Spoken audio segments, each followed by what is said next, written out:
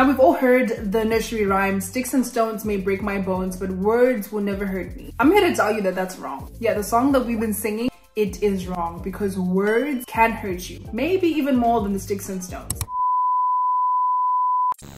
What's good? Welcome back to my channel. My name is Valerie. For those of you who are new, if you've been here before, thank you so much for coming back. In this video, we're going to be looking at the effects of our words, how they affect us personally and the people around us, and how a lot of us are stuck in holes that we put ourselves in or other people put us in because of the words that were spoken to us. I want to tell you about a very interesting video that I saw here on YouTube, and it was an experiment that they were doing with plants. So they had two plants. One plant, every day they would walk past, they would say good affirmations to the plant and tell it how good it is and tell it how much they love it and how it's growing so well. And the other plant, they would tell how bad it is and how horrible it smells and that it's not doing well and that it's a horrible plant. They were giving the plants the same amount of sunlight, the same amount of water, but the only difference was the way that they spoke to the plants. And at the end of the experiment, the two plants looked drastically different. Now, if words can have that much impact on plants, how much more on us? Proverbs 18 verse 21 says, "Death and life are in the power of the tongue,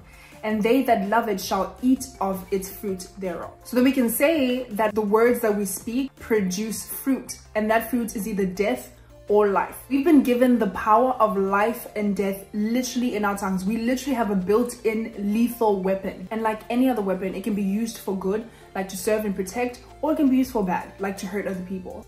Words are invisible, but they have incredible power. The power to change your life for the better and for the worst. Let's look at James 3 verse 6. It says, "And among all the parts of the body, the tongue is a flame of fire. It is a whole world of wickedness, corrupting your entire body. It can set your whole life on fire, for it is set on fire by hell itself." Destructive words are an influence of darkness. We know that the devil came to kill, steal, and destroy.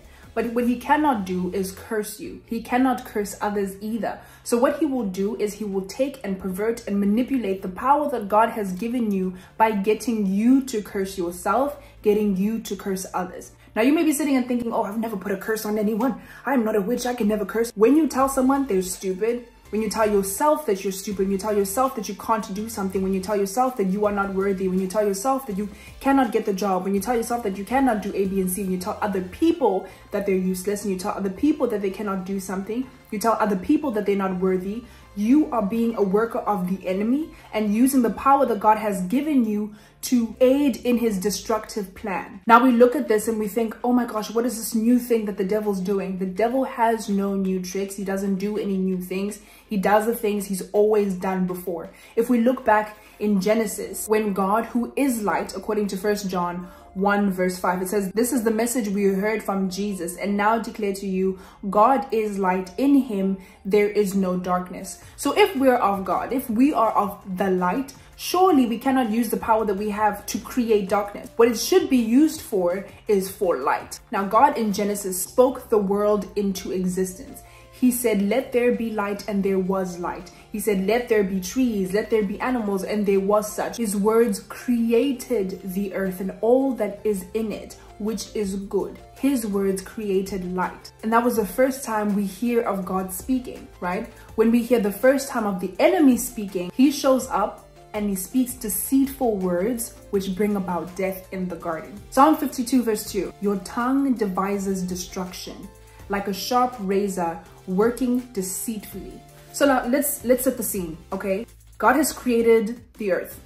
He's placed the man and the woman in the garden, and he's given Adam an instruction which he was supposed to relay to his wife, right? God has said these things and told them what they're supposed to do and given them this beautiful space and made them good in the place that they were in good. The enemy comes in, and because his mission is to destroy, he speaks a deceitful word that leads to these two people perishing. You won't die. God knows that your eyes will be open as soon as you eat it, and you will be like God, knowing both good and evil. The devil, through his words, painted God as a liar. His words planted seeds of doubt in Eve's heart, which led to her obedience, which ultimately led to her and her husband's death. But then we'll now ask ourselves, but why did Eve fold? Surely she knew what God had said. Surely she knew the truth. She knew that God was good, and she knew that God has given them this thing that is good. And because he is good, he wouldn't lie, right? Eve folded because she didn't know the full truth of what God had said to her and her husband. It was like a game of broken telephone. God spoke to Adam. Adam was given a wife who he was supposed to take responsibility for and tell what God had said in the beginning, right?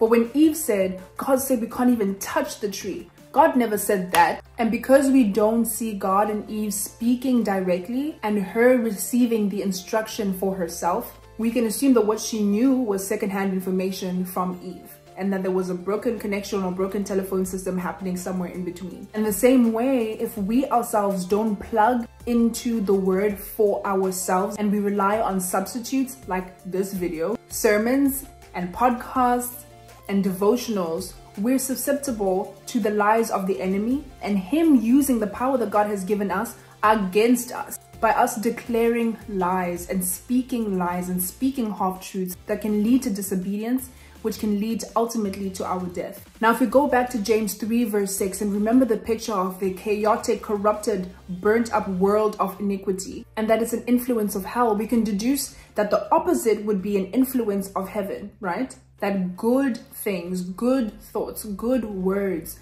good declarations come from God. But how can we know the truth of what God says about us if we are not plugged into his word, if we're not dedicating ourselves to consistent prayer, if we're not dedicating ourselves to creating intimacy with him through fasting? How will we know the truth of what God says if we don't speak to him ourselves? Now, I want to go back to the analogy of the plant, and I want you to imagine yourself and everyone else around you as plants.